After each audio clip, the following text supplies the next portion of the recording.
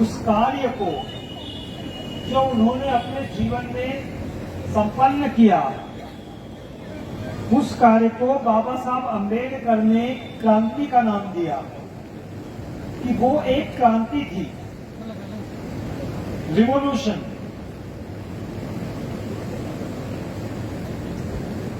और ये क्रांति कैसी थी? तो ये क्रांति थी सामाजिक क्रांति, आर्थिक क्रांति और राजनीतिक क्रांति। एक मिनट।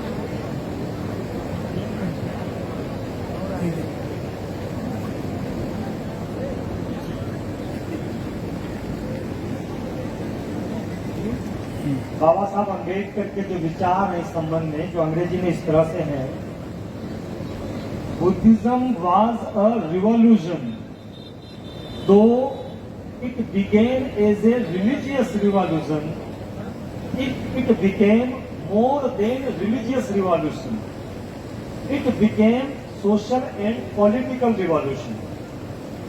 बौद्ध धर्म एक क्रांति थी, यद्यपि वह धार्मिक क्रांति के रूप में प्रारंभ हुई, किंतु यह धार्मिक क्रांति से भी बड़ी क्रांति थी। यह वास्तव में सामाजिक क्रांति थी, आर्थिक क्रांति थी और राजनीतिक क्रांति थी, जिसने समाज में आमूल चूल परिवर्तन लाए, जिसका भी हम थोड़ा सा जिक्र करेंगे। बगैर खून का कतरा बहाए गरीबों की गरीबी कैसे दूर की जाती है, ये दुनिया को बताने वाले पहले अर्थशास्त्री तथागत गौतम बुद्ध हुए। ये बाबा साहब अम्बेडकर ने बताया, जो बाद में उनका ग्रंथ भी प्रकाशित हुआ था, बुद्धा और कार्ल मार्क्स। तो बाबा साहब अम्बेडकर ने ये बताया है कि ये महान क्रांति थी, बहुत बड़ी रिवॉल्यूशन थी, जिसने सामाजिक परिवर्तन लाए, आर्थिक परिवर्तन लाए, और ये इतनी महान क्रांति थी कि जो शूद्र कभी इस देश में शासन करने की सोच भी नहीं सकते थे, ऐसे शूद्रों को शासन करने का इस क्रांति की वजह से, जिसे हम मौर्य वंश का शासन कहते हैं, तो वो मौर्य वंश के शासन की वजह ये तथागत गौतम बुद्ध की रिवॉल्यूशन थी, या वो क्रांति का परिणाम था। उसकी वजह से इस देश में शूद्रों का भी शासन आया। तो इतनी बड़ी महान क्रांति बुद्ध ने अपने उस दौर में लाया था, ये बाबा साहब अम्बेडकर ने बताया। लेकिन उन्होंने बाद में ये बताया कि इतनी महान क्रांति इस देश में दफन हो गई। Rise and fall of Buddhism Baba Saheb Ambedkar ने लिखा है, बौद्ध धर्म के उत्थान और पतन के कारण, तो उसके बहुत से कारण हैं।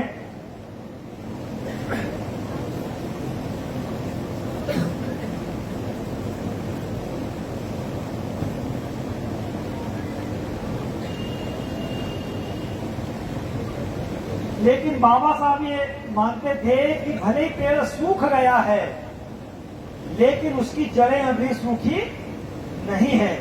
इसीलिए बाबा साहब अम्बेडकर को बचपन में ही इस बात का आभास हो गया था कि मानवता के कल्याण के लिए यदि सबसे अच्छा धर्म कोई है तो वो बौद्ध धर्म है।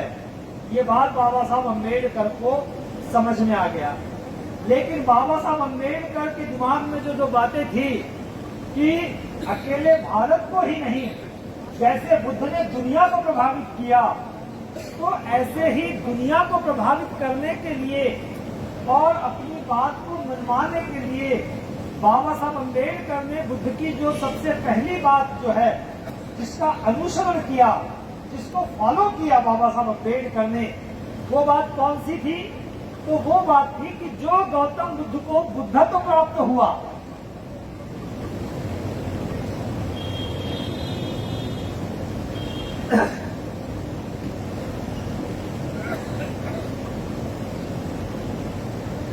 जिसके तर्कों के आगे दुनिया टिक नहीं पाई, तो बाबा साहब अम्बेडकर ने जो अनुसरण किया वो ये अनुसरण किया कि मुझे भी बुद्ध की तरह दुनिया का महानतम ज्ञानी बनना है, ताकि जब मैं अपनी बात दुनिया के सामने रखूं तो कोई उसको चैलेंज न कर पाए।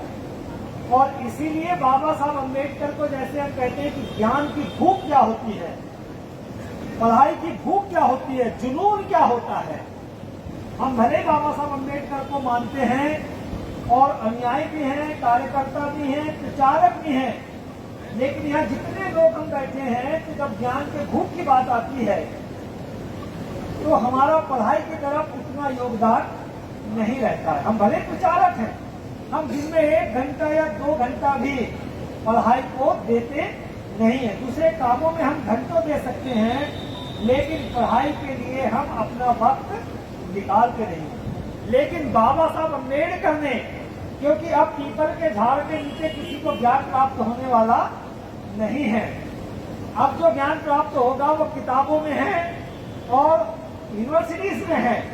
तो बाबा साहब अम्बेडकर ने दुनिया की जो महानतम यूनिवर्सिटीज हैं, जहां हम जाने की कल्पना भी नहीं कर सकते हैं, तो ऐसी यूनिवर्सिटीज से इतना ज्ञान हासिल किया, इतना ज्ञान हासिल किया कि हमको ये कहना पड़ेगा कि 2500 साल पहले दुनिया ने किसी बुद्ध पुरुष को देखा था, तो 2500 साल के बाद दुनिया ने दूसरे बुद्ध पुरुष को देखा।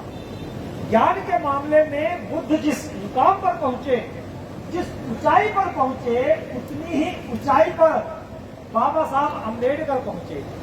और बुद्ध का जो ज्ञान था, तथागत का जो ज्ञान था कि मानवता का कल्याण कैसे करना है, जो समाज में गड़बड़ियां हैं, समाज में कुरीतियां हैं, या समाज में खामियां हैं, या समाज में असमानता है, समाज में शोषण है, तो बुद्ध ने कहा कि उसे कैसे दूर किया जाए। किसी सामाजिक व्यवस्था के कारण लोग जानबूझकर गरीब बनाए गए हैं, ऐसे गरीबों का बगैर खून का कचरा बहाए कैसे गरीबी दूर की जा सकती है, और बगैर खून बहाए सत्ता का बदलाव कैसे किया जा सकता है, ये 2500 साल पहले तथागत बुद्ध ने सिद्ध किया था। 2500 साल के बाद उसी ज्ञान की ऊंचाई पर पहुंचकर बाबा साहब अम्बेडकर ने भी बगैर खून का कचरा बहाए, बगैर हिंसा का सहारा लिए मानवता का कैसे कल्याण किया जा सकता है। समाज में जो गड़बड़ियां हैं, समाज में जो असमानताएं हैं, समाज में जो शोषण चल रहा है, समाज में जो विकृतियां हैं, असमानता है, इन्हें कैसे दूर किया जा सकता है। बगैर हिंसा का सहारा लिए जो गरीब लोग हैं, और जो गरीब हैं वो इस सामाजिक व्यवस्था की वजह से गरीब बनाए गए।